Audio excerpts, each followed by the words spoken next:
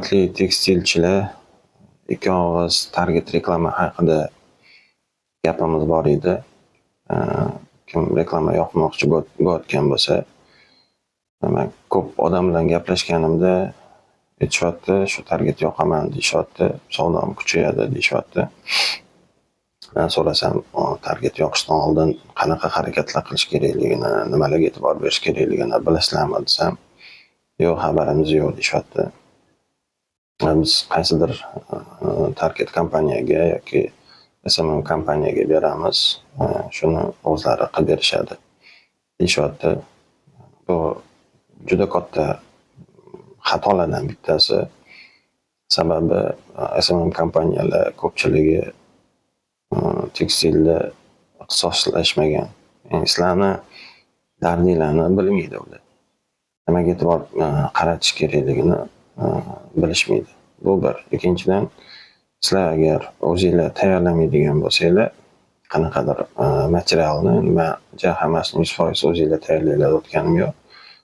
Material tayyorlayotganda marketing va copywriting qonun qoidalariga asoslanib material tayyorlamaydigan bo'lsanglar, ya'ni shu tekst matnini, reklama matnini yoki e'lon matnini yoki videoni matnini tayyorlamaydigan bo'lsanglar, sizlarni reklamanglarni bannerni slipatadi. Uncha odam e'tiborga olmaydi, diqqatini qaratmaydi. Buni qonun qoidalari, asoslari hammasi copywritingda, marketingga asoslarida hammasi yozib qo'ygan. Chunki oddiy kitobni olib, o'sha bo'yicha o'qib, o'sha bo'yicha material tayyorlasa bo'ladi. Shunda e'loninglarni, klientlarni diqqatini tortish darajasi oshadi. Hozirgiga nisbatan ancha baland bo'ladi. Mabodo agar kimgadir bu bo'yicha maslahat kerak bo'ladigan bo'lsa yoki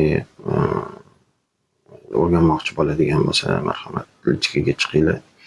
Biz yo'lini ko'rsatib boramiz, nima qilish kerakligini, qanaqa qilish kerakligini biz kurslarimizda o'rgatishimiz mumkin yoki konsultatsiyalarimiz berishimiz mumkin.